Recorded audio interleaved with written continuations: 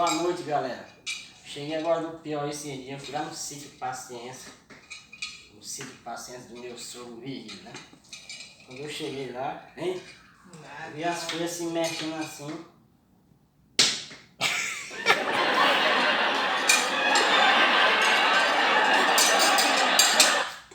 Era 3 formigas. Vinha vindo conversando, uma atrás da outra. Aí a outra disse pra outra: Ega, mano, parece que tem mel ali naquela casa de maribona.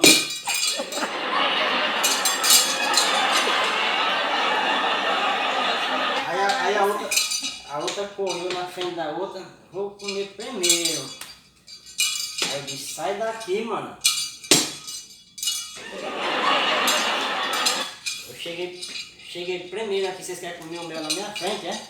Hein? Aí quando eu dei fé, vem vindo. Não era só três formigas, né? Aí a outra veio na frente da outra e disse: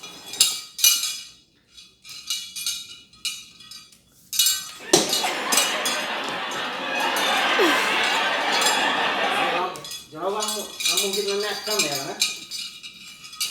Não pensei que não.